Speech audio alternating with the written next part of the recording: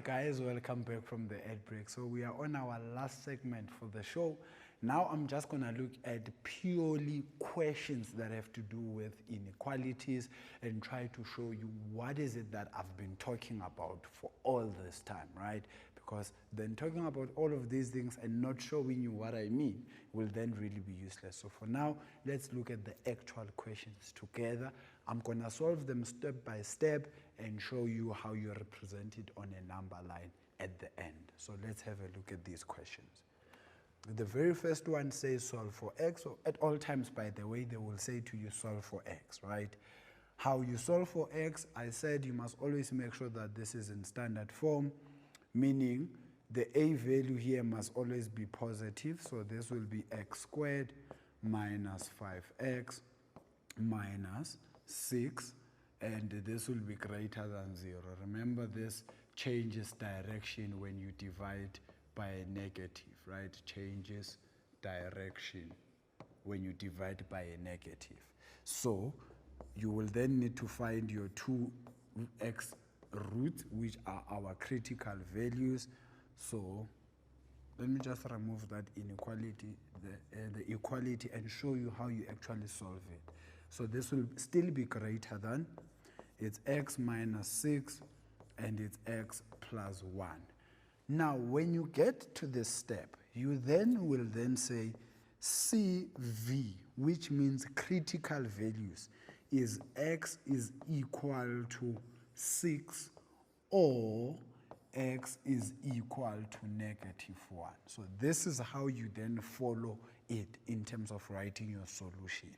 From here, you go straight to the number line because that's where you will find your solution.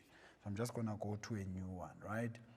Remember, we are still talking about x squared minus 5x minus 6 greater than 0. And then I said it becomes x minus 6, it becomes x plus 1 greater than 0. Then my critical values are x is equal to 6 or x is equal to -1. Now this on a number line, I will have my minimum value, which is -1, my maximum value, which is 6. If I wanted to show you this as a graph, it will then look something of this nature, right?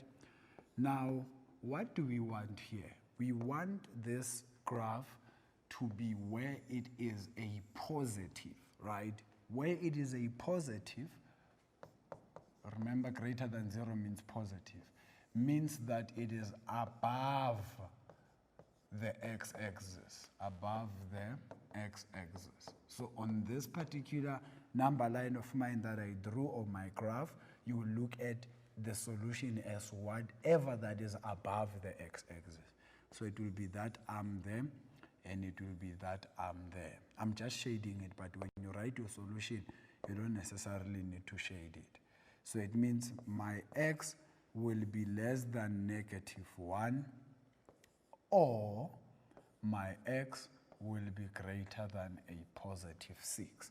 And that's how you will then write your solution. So you don't just then, as soon as you get your critical values, you then somehow just go and say, x is greater than the 6 or x is greater than the -1, because that's what some people will do. They will treat this as an equal sign, because remember, when you are dealing with an equal sign, you go straight to equating the two. But here, that's really not what you do. You must draw the graph to show where this is true. Look at another example. It says solve for x. Firstly, I said make sure it is in standard form. So this becomes 3x squared minus 2x minus 1 less or equal to 0. And then you factorize this, less or equal to 0. If I factorize it, it will then be 3x and 2 there, and it will be x and 1 there, or 1 and 1 rather, not 2. I'm already looking at the middle term, so it's 1 and 1, and then 1 will be negative and 1 will be positive, right? And my critical values, please guys look at how I'm writing my solution. This is how you follow the procedure of writing the solutions. The first one will be 3x is equal to minus 1, meaning x is equal to negative 1 over 3, or my x will be equals to a positive 1. So for this one, I'm just going to take the critical values and plot them. I'm not going to rewrite it. But the very important thing will be this less or equal to 0. That I must already have.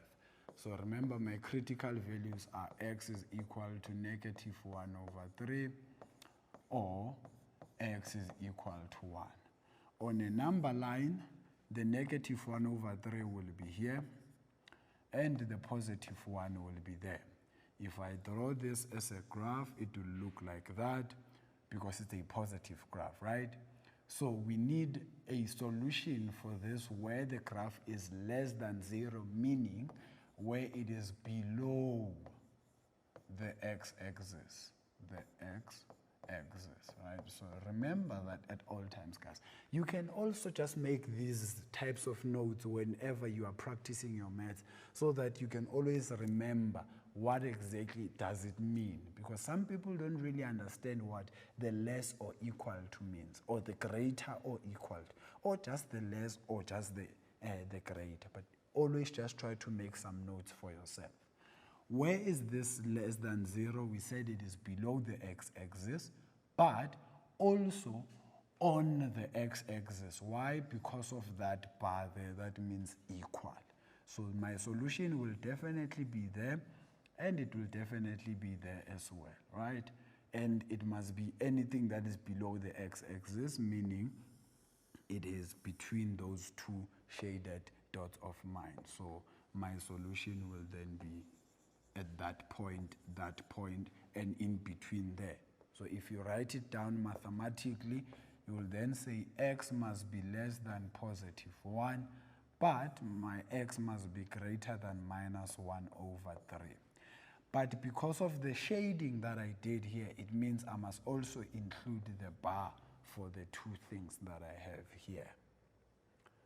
Now, another example to look at, this is a difference of two squares.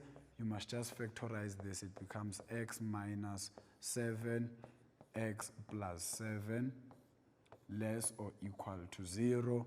My critical values will be x is equal to 7, or x is equal to minus 7.